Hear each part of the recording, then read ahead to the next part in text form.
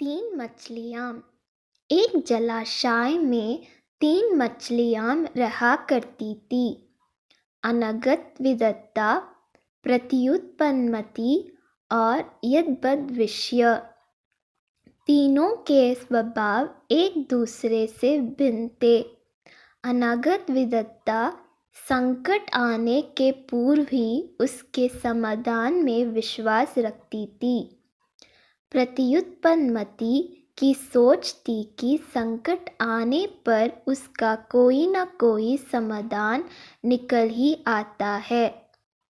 यद्भद्विष्य किस्मत के भरोसे रहने वालों में से थी।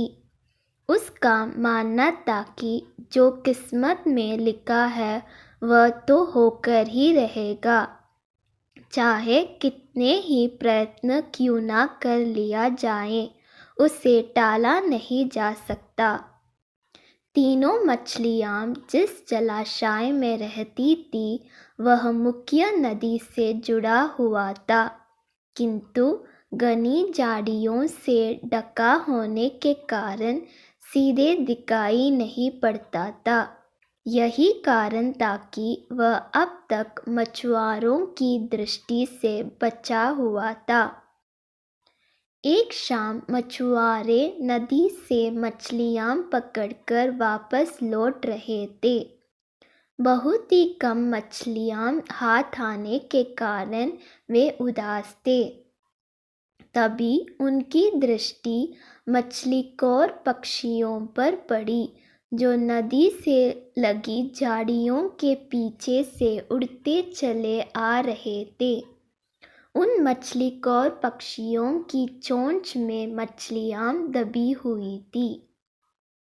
यह देख मछुआरों को समझते देर न लगी कि झाड़ियों के पीछे नदी से लगा हुआ कोई जलाशय है। वे झाड़ियों के पार जाकर जलाशय के पास पहुंच गए। वे बहुत खुश थे। एक मछुआरा बोला, लगता है यह जलाशय मछलियों से भरा हुआ है। यहाँ से हम ढेर सारी मछलियाँ पकड़ पाएंगे। सही कह रहे हो भाई, लेकिन आज तो शाम गिरा आई है। कल सुबह सुबह आकर यहाँ पर अपना जाल बिछाते हैं, दूसरे मछुआरा ने कहा। दूसरे दिन आने की योजना बनाकर मछुआरे वहाँ से चले गए। मछुआरों की बात अनगत विदता ने सुन ली। वह तुरंत प्रत्युत्पन्नमति और यद्भद्विष्य के पास पहुंची और बोली, कल मछुआरे जाल डालने इस जलाशय में आ रहे हैं। यहाँ रहना अब खतरे से खाली नहीं रह गया है। हमें यथाशीघ्र यहाँ स्थान छोड़ देना चाहिए। मैं तो तुरंत ही नहर से होती हुई नदी में जा रही हूँ, तुम लोग भी साथ चलो। अनगत विदता की बात सुनकर प्रत्युत्पन्नमति बोली, अभी खतरा आया कहाँ है, हो सकता है कि वो आए ही नहीं। जब तक खतरा सामने नहीं आएगा मैं जलाशय छोड़कर कहीं नहीं जाऊंगी। हो सकता है कि मछुआरों को मछलियाँ से भरा कोई दूसरा जलाशय मिल जाए और वे यहाँ आने का इरादा छोड़ दें। यदि वे आ भी गए तो ये भी संभव है कि मैं उनके जाल फंसूं ही ना। यद्भद्विष्य बोली, किस्मत के आगे क्या भला किसकी चली है। मछुआरों को आना होगा तो आएंगे, और मुझे उनके जाल में फंसना होगा तो मैं फंसूंगी ही। मेरे कुछ भी करने से किस्मत का लिखा थोड़ी बदल जाएगा। अनगत विदता ने अपनी योजना अनुसार वहाँ से प्रस्थान करना ही उचित समझा और वह तुरंत वहाँ से चली गई। प्रत्युत्पन्नमति और यद्भद्विष्य जलाशय में ही रुकी रही। अगले दिन सुबह मछुआरे जाल लेकर आए और जलाशय में जाल फेंक दिया। संकट सामने देख बचाव हेतु प्रत्युत्पन्नमति अपना दिमाग दौड़ाने लगी।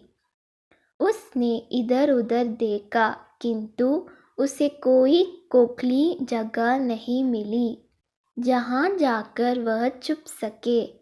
तभी उसे एक उदबिलाव की सड़ी हुई लाश पानी में तैरती हुई दिखाई पड़ी। वह उस लाश में घुस गई और उसकी संडांद अपने ऊपर लपेटकर बाहर आ गई। थोड़ी देर बाद वह एक मछुआरे के जाल में फंस गई। मछुआरे ने जब जाल बाहर निकला और सारी मछलियों को जाल से एक किनारे पर उलट दिया, तब प्रत्युत्पन्नमति संडांद लपटे हुए मरी मछली की तरह जमीन पर पड़ी रही।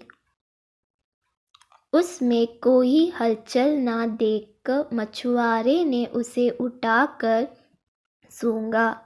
उसके ऊपर से आ रही बदबू से उसने अनुमान लगाया कि ये अवश्य कई दिनों पहले मरी चली मछली है, और उसने उसे पानी में फेंक दिया। पानी में पहुंचते ही प्रत्युत्पन्नमति तैरकर सुरक्षित स्थान पर चली गई। इस बार बुद्धि का प्रयोग कर वह बच गया। वहीं दूसरे मछुआरे के जाल में फंसी यद्भद्विष्य कुछ किए बिना किस्मत के भरोसे रही और अन्य मछलियों के साथ दम तोड़ दिया। सीख: किस्मत उसी का साथ देती है जो खुद का साथ देता है। किस्मत के भरोसे रहकर हाथ पर हाथ घेरे बैठे रहने वालों का विनाश निश्चित है।